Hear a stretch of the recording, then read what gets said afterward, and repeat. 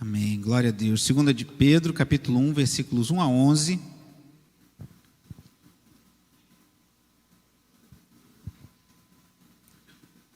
Diz assim a palavra do Senhor.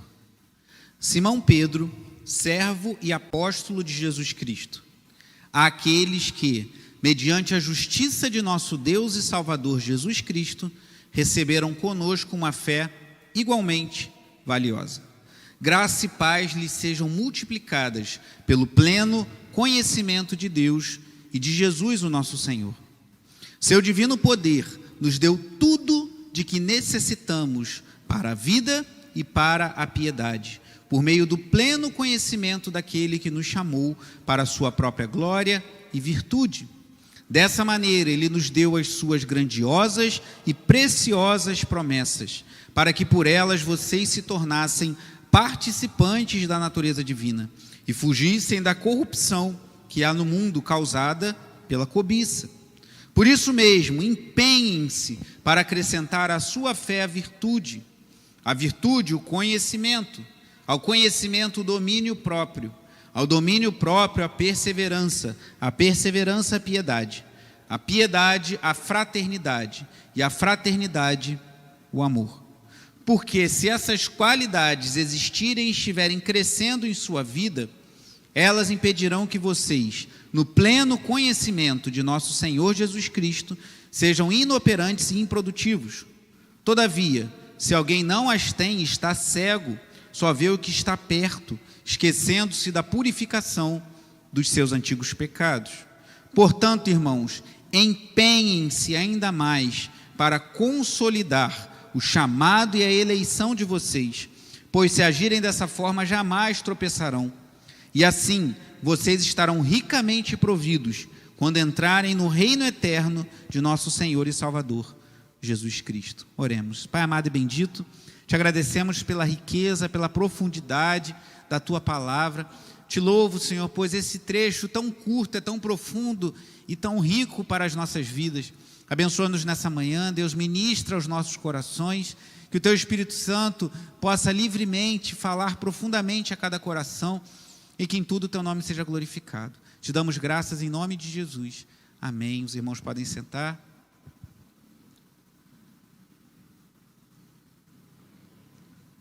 Em nosso dia a dia, irmãos, nos empenhamos em muitas coisas.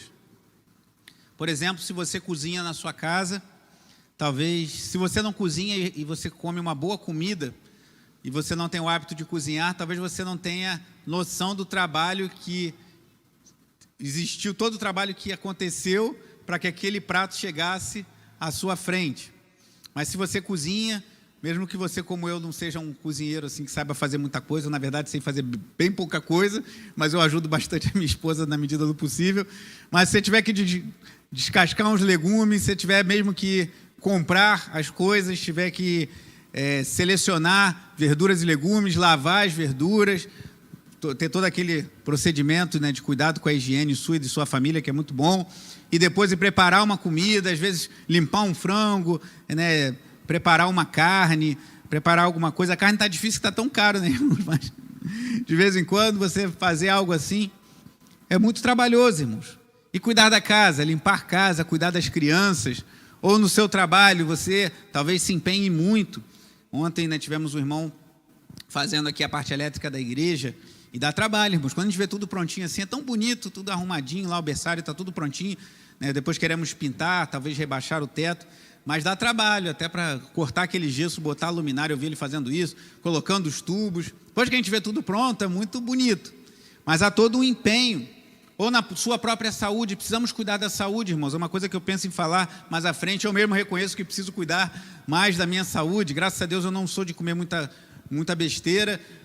Fiz exames há pouco tempo, meus exames estão bons, graças a Deus. Só meu joelho que de vez em quando me dá uma atrapalhada, mas eu vou cuidar dele.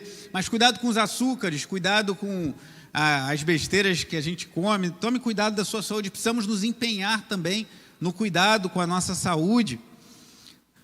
nos seus estudos, talvez você esteja fazendo uma faculdade, como falei ontem, eu tive uma aula de 9 às 4 da tarde, estudando a aula foi sobre ética cristã, especificamente sobre os 10 mandamentos, uma aula excelente, mas eu fiquei 8 horas ali praticamente sentado numa cadeira de frente para um computador, demanda um empenho, talvez você esteja vivendo um momento semelhante.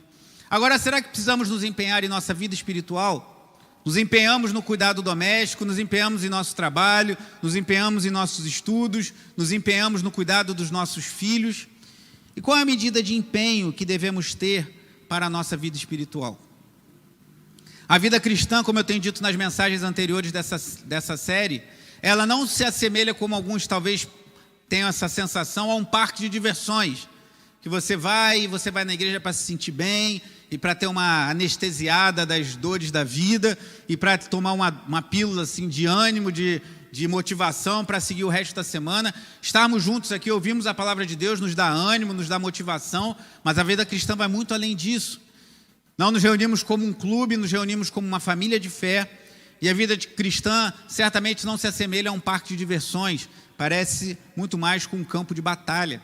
Estamos em constante batalha. Cantamos hoje a batalha do Senhor, a vitória, Ele que nos concede, mas vivemos numa batalha, numa luta espiritual. Li sobre isso na abertura, em Efésios 6, o diácono Valquir trouxe uma boa mensagem na terça-feira falando sobre esse texto das Escrituras.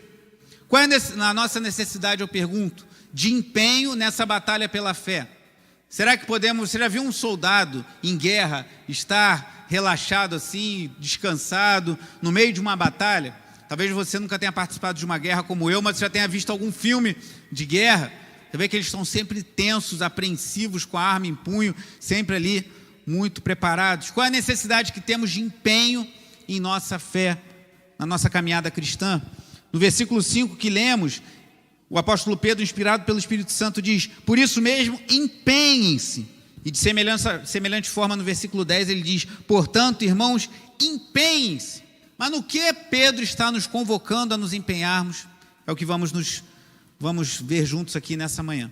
Como falei anteriormente também, a primeira epístola de Pedro está fortalecendo um grupo de irmãos de diferentes igrejas contra um desafio externo. Havia uma perseguição, possivelmente do Império Romano, e ele está mostrando a importância do cristão manter-se firme e íntegro em sua fé em Cristo, em meio à perseguição que vem de fora. Agora, já em 2 de Pedro, o mesmo tema da epístola de Judas, a temática não é uma perseguição que vem de fora, não são os riscos que vêm de fora para dentro, mas de dentro para fora. O risco do falso ensino, o risco das heresias. Por isso que eu dei essa série de mensagens do tema A Batalha pela Fé, baseado no versículo não de Pedro, mas de Judas, que ele fala da importância de batalharmos pela fé uma vez por todas, confiada aos santos. Ainda fazendo uma breve recapitulação, na primeira mensagem, versículos 1 e 2, Pedro se apresenta como servo e apóstolo, o grande Pedro que andou sobre as águas, Pedro que viu Jesus operar milagres, Pedro que ouviu de Jesus 3 vezes falar a ele: apacenta os meus cordeiros, apacenta as minhas ovelhas. O apóstolo, verdadeiramente ele era um apóstolo, se apresenta como servo e fala a nós que obtivemos uma fé valiosa, graça e paz. O que é graça e paz? Graça é o favor imerecido de Deus, e paz, o que nós temos com Ele por meio do sacrifício de Jesus em nosso favor. Na segunda mensagem, então, resumindo bastante esses 2 primeiros versículos, Deus fez tudo, por sua graça Ele nos deu a salvação, nenhum de nós poderia salvar a nós mesmos, nós não poderíamos, é como eu faço uma ilustração que eu vi num livro, achei interessante, é como se você quisesse nadar por uma distância muito grande. Se você quiser nadar, se você souber nadar diferente de mim, que eu não sei, mas se você sabe nadar e você quiser nadar por uma piscina olímpica, fazer algumas voltas, talvez você consiga, mas se você quiser nadar daqui até Recife, você não vai conseguir. Você, em algum momento da sua jornada, por mais que você se esforce, você vai ficar pelo caminho. Não temos condições de salvar a nós mesmos, somos falhos, pecadores, mas Deus vem a nós e nos salva por sua graça e nos faz ter paz com Ele mesmo. Então, a primeira mensagem: Deus fez tudo, pela sua graça temos paz com Ele. Depois vimos os 2 versículos seguintes: seu divino poder nos deu tudo de que necessitamos, versículo 3, para a vida e para a piedade. Então Deus não só fez tudo para nos salvar, mas Ele nos dá tudo o que precisamos para viver uma vida para a glória dEle, tudo o que necessitamos. Então Deus fez tudo e Deus nos dá tudo. E o que cabe a nós?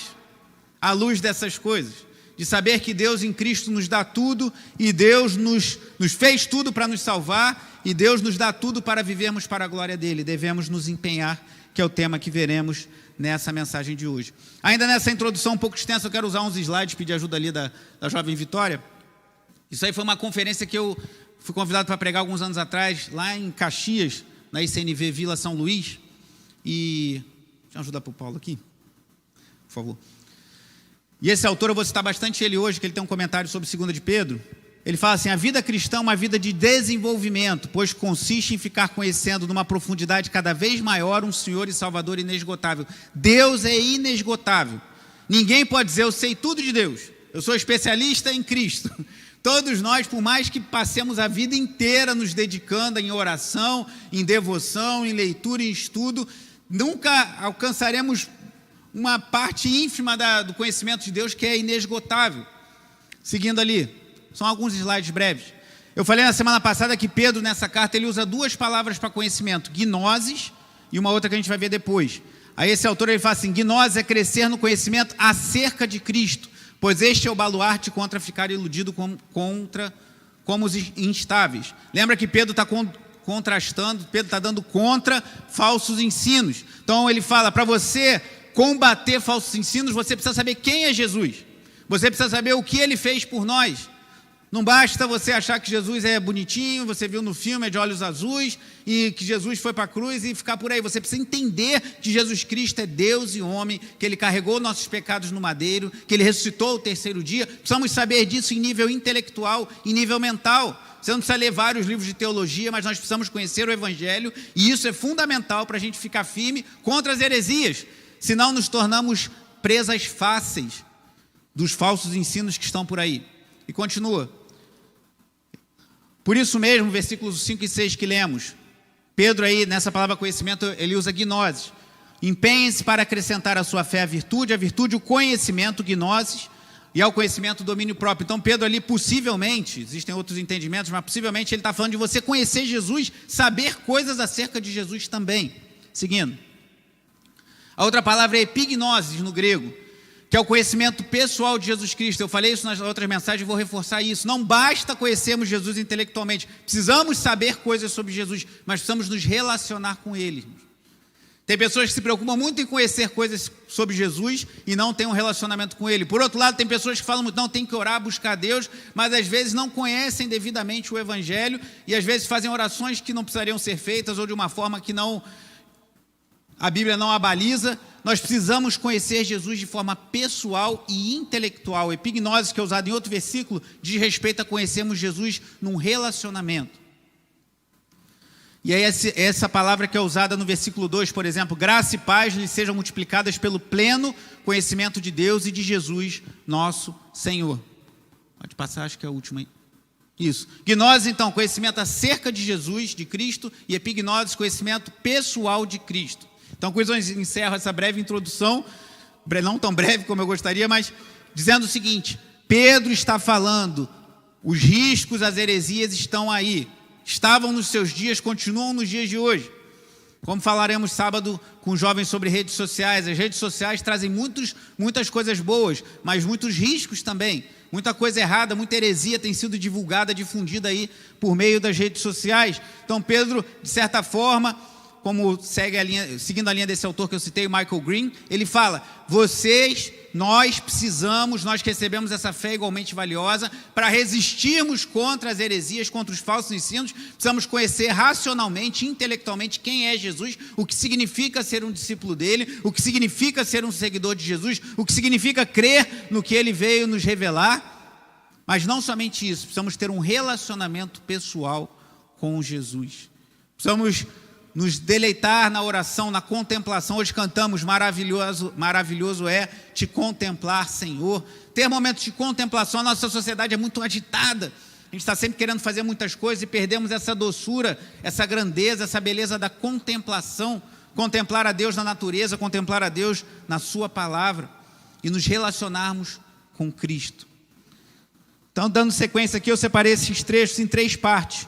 Primeiro, a escada da fé. Há uma lista de virtudes que Pedro traz aqui. Depois o contraste entre o crescimento e a cegueira espiritual e a cegueira espiritual, e depois a perfeita unidade entre a eleição do povo de Deus e o seu empenho por uma vida santa. Primeira parte, a escada da fé, versículos 5 a 7. Pedro aqui junta alguns elementos que precisam estar presentes na vida de um cristão. E eu peço a sua atenção, você fique muito ligado nisso. Enquanto eu for falando aqui, você faça uma reflexão, como eu fiz quando me preparava com essa mensagem, e quero continuar fazendo.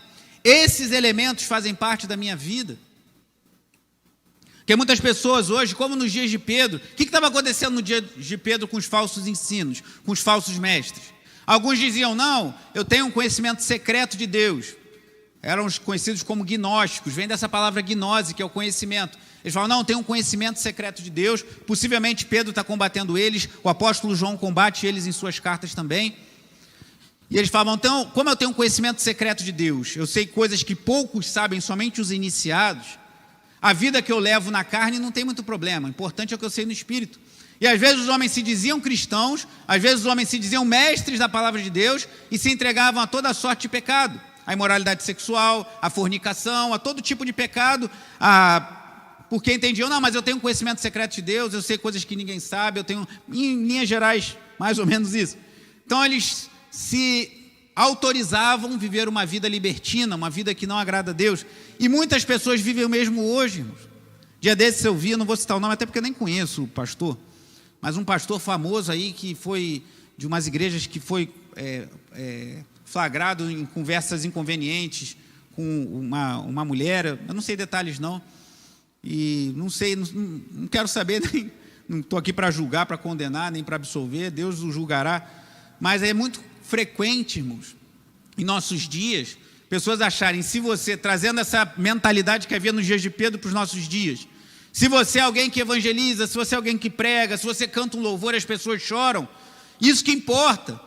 E se você tiver uma vida conjugal ruim, se você não tratar bem sua esposa, talvez se você tiver amantes por aí, como eu falei, há denúncias assim, nos bastidores de redes de prostituição que atendem a pastores, com toda a descrição, que alguns talvez pensem assim, mas eu trabalho tanto, eu prego de segunda a segunda, mas eu estudo, eu cuido da igreja, eu faço obra e tudo, então preciso ter um momento de distração, preciso ter um momento de prazer, de não me preocupar com nada. Então a gente vê que isso acontece hoje. Um colega de seminário, a gente até brinca, porque ele sabe de todas as coisas que acontecem nos bastidores, ele sempre fala, mas eu sei disso, a gente fica brincando com ele, falando que ele é um informante, e ele falava de uma grande conferência, que acontecia anos atrás no Brasil, e ele falava, você não sabe o que um pastor amigo meu disse do que acontecia entre os preletores depois das conferências. Você chegava numa grande conferência, tinha um monte de gente lá, vendo o preletor falando, e todo mundo chorando, emocionado, não sei o quê, e saíam de lá, iam aprontar barbaridade. Por quê? Porque fazem uma separação que na Bíblia não existe, entre vida piedosa, vida santa e espiritualidade. Já viu pessoas que você fala assim, fulano é uma mulher de Deus, fulano é um homem de Deus, manifesta dons, ou tem um conhecimento muito grande da palavra, mas você sabe que aquele ali não paga ninguém, que faz brincadeiras inconvenientes com mulheres, né, que não a sua, que às vezes tem uma postura inadequada no meio do povo, faz brincadeiras imorais. Essa questão de dinheiro é complicada, né, irmão? Eu vi gente que fala, não, eu sou crente, e eu conheço a palavra, e aí vai orar, o cara faz aquela oração bonita, imposta a voz, fala e começa a fazer caramba, que bênção esse homem de Deus. Não paga as contas, e dá calote no outro, pega dinheiro e não paga. Você já ouviu histórias assim? Eu já ouvi algumas. Então o que Pedro está tratando em sua carta é muito atual, como toda a palavra de Deus. É extremamente atual. Porque não tem essa, irmão. Não, mas eu faço, eu aconteço, eu sei muito das Escrituras, tenho conhecimento de Cristo, sei muito de teologia, ou eu falo com Cristo, eu tenho um relacionamento pessoal, o Espírito Santo fala a mim, eu sou o Polaroid, eu revelo tudo, que não sei o quê, e tenho uma vida imoral. Não cola, irmão. Como diz aquele belo hino contemporâneo, chuta que é laço, manda embora. O que Pedro está nos dizendo aqui? Como deve ser a vida de um cristão? Primeiro ponto, a escada da fé, versículo 3, versículo 5. Por isso mesmo o quê? Só um minutinho introdução, porque é importante a gente entender o fluxo do pensamento do apóstolo. Por isso mesmo o quê? Pelo que ele falou antes. Versículos 1 e 2, Deus nos deu tudo pela sua graça. Versículos 3 e 4, Deus fez tudo pela nossa salvação. Versículos 1 e 2, pela graça de Cristo. Versículos 3 e 4, Deus nos tem dado tudo.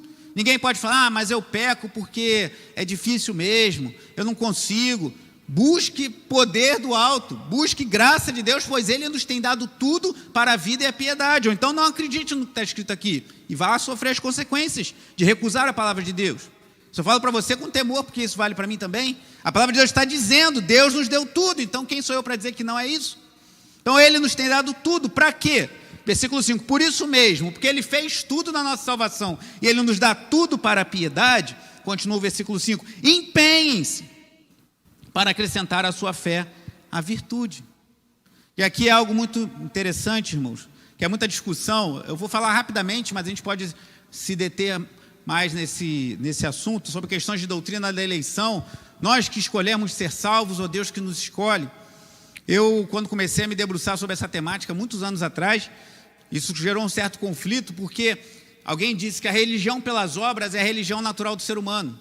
Nós esperamos que devemos fazer coisas para sermos salvos. Mas eu não creio que é isso que a Bíblia ensina. Eu creio nisso por dois motivos. Primeiro, porque eu creio que é o ensino claro das Escrituras, que mostra que é Deus que gera vida espiritual em nossos corações e nos dá condições de nos voltarmos para Ele mesmo. E segundo, porque eu por mim mesmo nunca me voltaria para Deus. Uma experiência na Bíblia e outra experiência pessoal, irmão. Eu me conheço. Eu sei que eu nunca me voltaria para Deus se Ele não fosse lá e tomasse meu coração, tirasse o coração de pedra e colocasse um coração de carne. Então nós cremos, aí as pessoas falam, mas então se você foi alcançado, foi escolhido por Deus, você não precisa fazer nada. Não, pelo contrário, o fato de você ter sido alcançado por Deus, você tem que atestar isso com uma vida santa. Mas isso faz muita diferença, parece algo simples, mas faz muita diferença. Por quê? Parece aquela história do Tostines, lembra daquele biscoito Tostines? Vende mais porque é fresquinho, não é isso? Ou é fresquinho porque vende mais? Não tinha essa história? Então, nós fazemos boas obras para sermos salvos ou fazemos boas obras porque fomos salvos? Parece um trocadilho, coisa simples, mas isso faz muita diferença em nossa vida espiritual, irmãos. Porque se você entende que você faz boas obras para ser salvo, você vai ficar constantemente angustiado, preocupado, você vai falar, será que hoje eu bati a meta? Será que hoje eu fiz as boas obras, eu atravessei a velhinha na rua, eu não tive um pensamento impuro? Será que eu bati a meta de hoje, a cota, para ser salvo? E no dia que você cometer alguma coisa inadequada, isso pode gerar muita tensão e medo no seu coração. O que eu creio que é o ensino das Escrituras, é que nós, por sermos salvos, alcançados pela graça de Jesus, vamos fazer boas obras. Então, por isso que Pedro fala, Ele nos alcançou pela graça, nós temos graça e paz, Ele nos dá tudo, e por isso nós vamos nos empenhar.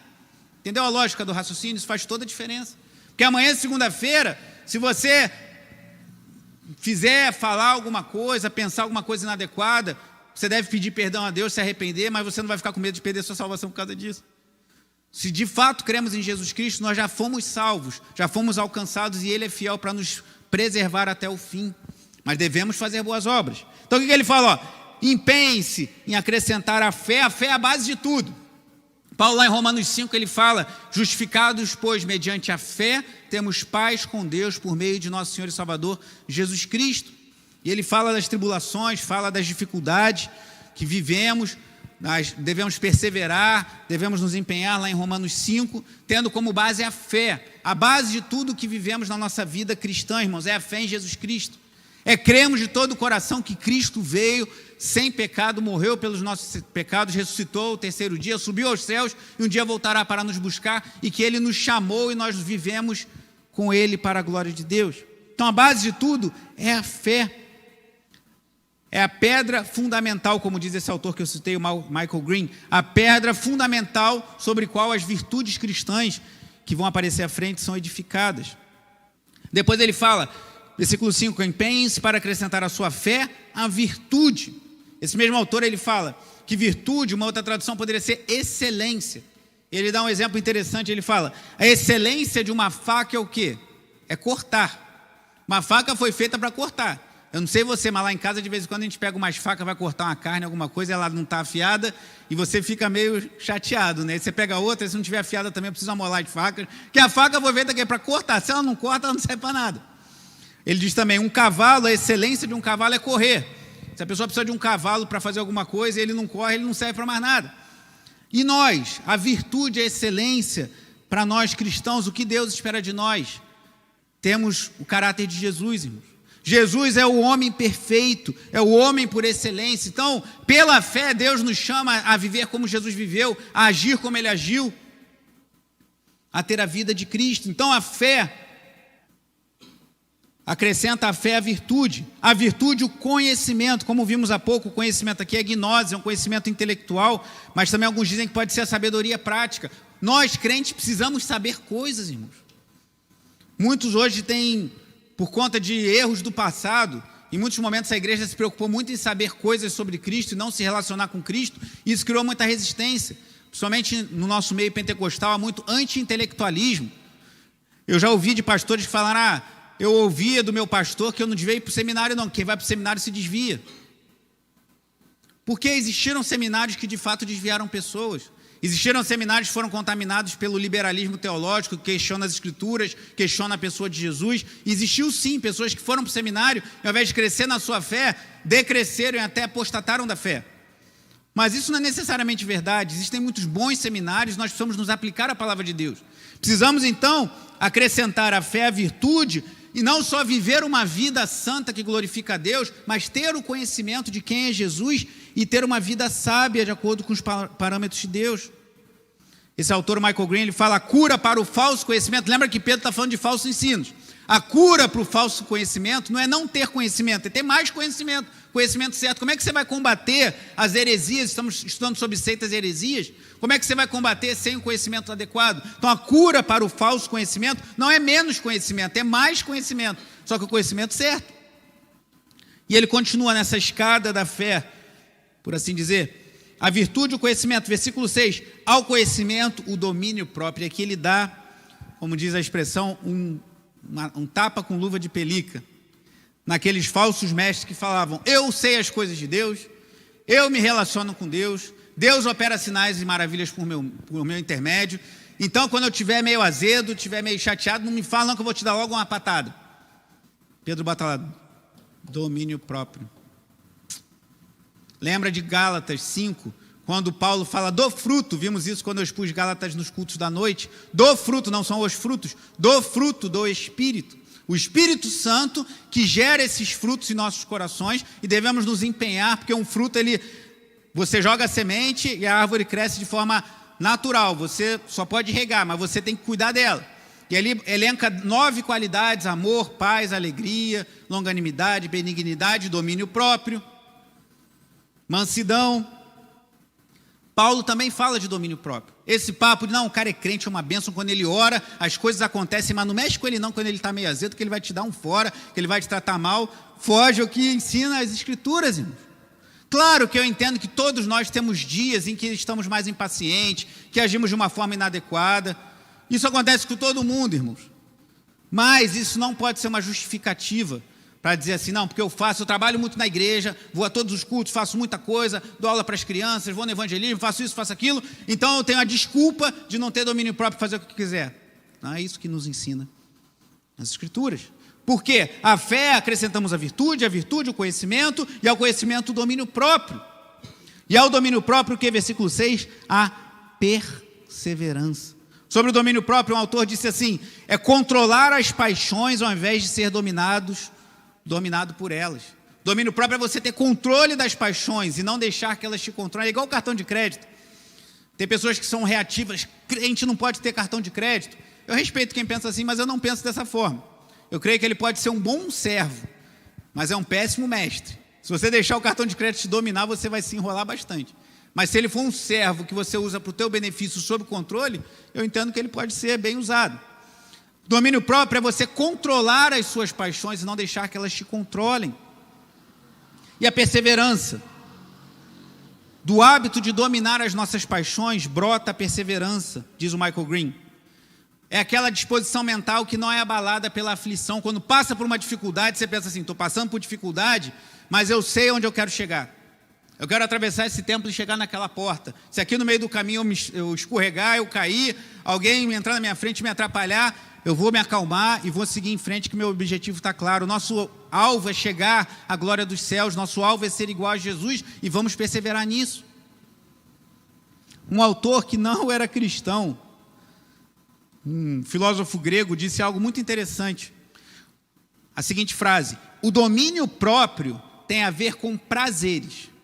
Precisamos ter domínio próprio para não cedermos aos prazeres. Claro que o domínio próprio vai além disso, também para não ceder à raiva, à ira, mas ele fala, o domínio próprio tem a ver com os prazeres e a perseverança com os pesares.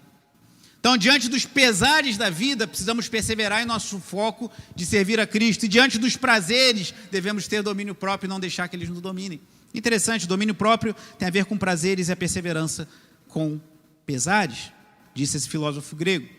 E ele continua, a piedade, a fraternidade, ao domínio próprio, a perseverança, a piedade. A piedade, irmãos, é uma consciência de que Deus está conosco em todo o tempo. Como diz o bispo Alexandre lá de Recife, eu já citei essa fala dele algumas vezes. Temer a Deus é levar Deus a sério. É você entender que Deus está nesse lugar, estamos cultuando a Deus, a igreja está reunida e Deus se faz presente, glória a Deus por isso. Mas que Deus está presente amanhã quando você estiver na condução indo para o trabalho. Que Deus está presente na sua cozinha quando você está cortando uma cenoura. Que Deus está presente quando você está no supermercado. Que Deus está presente na frente, quando você está de frente para um computador na sua estação de trabalho, fazendo as suas atividades. Que Deus está presente quando você está dirigindo. Olha, irmão, isso talvez seja assustador para alguns, mas Deus me vê dirigindo, vê. Deus não fica contido nessas quatro portas, nessas quatro paredes. Deus está... Ele é onisciente, onipresente, então Ele está em todo lugar. A piedade é você saber que Deus está em todo lugar e devemos temê-lo e também honrá-lo com as nossas vidas. Então temos que ter fé, virtude, uma vida virtuosa que glorifique a Deus como foi a de Cristo, o conhecimento, a sabedoria que vem de Deus, o domínio próprio, a perseverança em meio às dificuldades e a piedade, a ciência, a consciência de que Deus está entre nós. Só que aqui também Pedro já corrige um outro erro que poderia acontecer. Você talvez já tenha conhecido pessoas que se dizem muito religiosas, muito dedicadas a Deus. Importa me agradar a Deus e não aos homens. Os apóstolos disseram isso. E tem gente que tem isso na ponta da língua. Aqueles que alguns chamam de super sinceros. Você conheceu um super sincero? Eu falo o que me dá na telha, eu falo o que me dá vontade. E você, se não gostar, problema é teu. Porque o meu negócio é com Deus, eu não presto contas a ninguém. Só que Pedro fala, que a piedade deve ser acrescida à fraternidade. Então devemos ter uma consciência de Deus, devemos falar, mas devemos ter fraternidade, sermos fraternos uns com os outros, irmãos. Super sincero é aquele cara que fala o que dá na cabeça, fala, não quer nem saber o que o outro vai achar. E devemos ser sinceros, verdadeiros uns com os outros, mas devemos ter cuidado com o que falamos, irmãos. Às vezes a mesma coisa dita no momento ou de uma forma diferente faz toda a diferença. Você tem algo a falar para uma pessoa, você tem que corrigir uma pessoa, peça a Deus sabedoria não só para falar o que você tem para falar, mas como falar e em que momento falar, isso faz muita diferença. Por quê? Porque a piedade, a dependência de Deus está ligada à fraternidade. Vá comigo em 1 João 4:20, rapidamente. Você vê que Pedro botou uma lista assim, muito fechada, muito perfeita, embora não seja exaustiva. 1 João 4, versículo 20.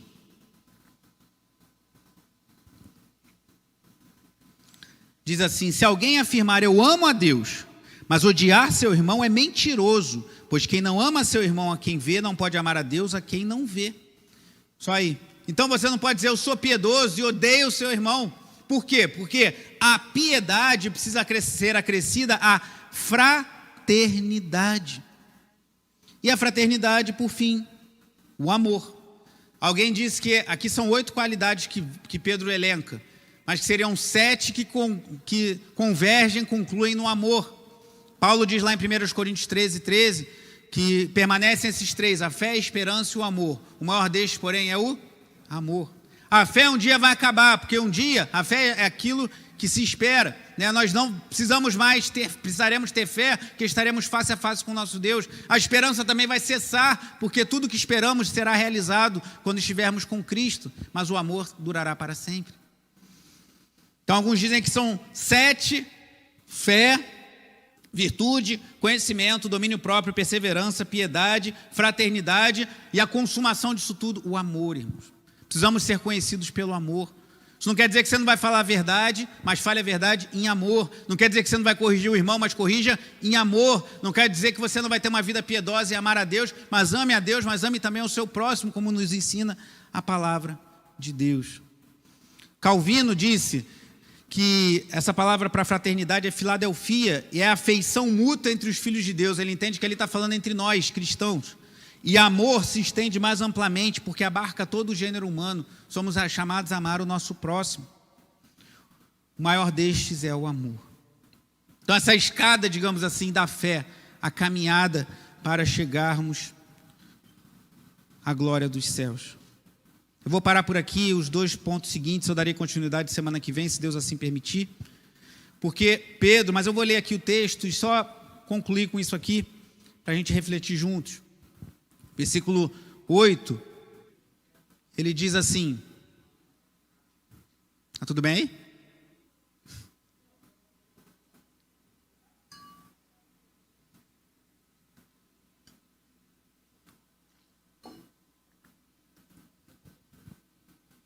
Versículo 8 diz assim, eu vou somente ler e semana que vem, permitindo Deus, a gente segue na exposição.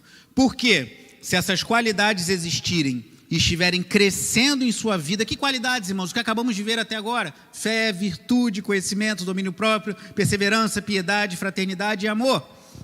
Se estiverem crescendo em sua vida, elas impedirão que vocês, no pleno conhecimento, aqui epignosis, possivelmente Pedro está falando de um conhecimento relacional, de nosso Senhor Jesus Cristo, sejam inoperantes e improdutivos. Todavia, se alguém não as tem, está cego, só vê o que está perto, esquecendo-se da purificação dos seus antigos pecados. Então esse papo de, não, eu tenho tudo isso, tenho fé, tenho amor, tenho piedade, mas eu não tenho domínio próprio. Não, mas eu não tenho amor ao próximo, porque me importa me amar a Deus. Pedro está falando que quem age assim está cego. E o versículo 10, portanto, irmãos, empenhem-se ainda mais para consolidar o chamado e a eleição de vocês, pois se agirem dessa forma, jamais tropeçarão. E assim vocês estarão ricamente providos, quando entrarem no reino eterno de nosso Senhor e Salvador, Jesus Cristo. Precisamos ter essas virtudes, irmãos. Não ceda a esse apelo que por vezes vem ao nosso coração, de que eu sou crente, eu sou fiel, eu vou para a igreja, eu pago minhas contas, então eu posso me irar com o outro, eu posso ter meus momentos de ira, de raiva, eu não preciso amar ninguém porque eu amo a Deus. Nada disso está de acordo com o caráter que Deus nos chama para ter, que é o caráter de Cristo. E, como eu vou falar semana que vem, Pedro começa falando, todo esse parágrafo maravilhoso aqui, dos versículos 1 a 11, está emoldurado, é como se fosse uma moldura, tipo isso aqui tem uma moldura, essas linhas pretas em volta desse quadro, branco, mas como se tivesse uma linha preta em cima e uma embaixo, uma moldura.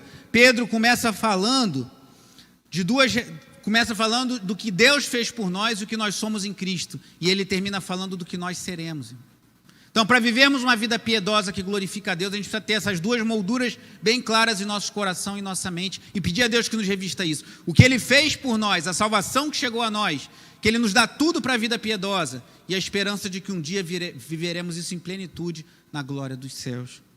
Por isso que Ele diz, vocês jamais tropeçarão, estarão ricamente providos quando, futuro, entrarem no reino eterno de nosso Senhor e Salvador Jesus Cristo. Essa é a nossa esperança, irmãos. Então amanhã, quando surgir a tentação, quando surgir a dificuldade, quando surgir o desafio diante dos seus olhos, de se irar, de falar mal de alguém, de olhar com olhos impuros, de assistir algo que você sabe que ofende a santidade de Deus, lembre-se disso, eu sei quem eu sou em Cristo, eu sei o que Ele fez por mim, e eu sei para onde eu estou indo para a glória do Senhor, então não vou me perder nesse caminho. Que Deus nos fortaleça e nos dê crescimento na graça e no conhecimento dEle. Em nome de Jesus. Faça a sua oração.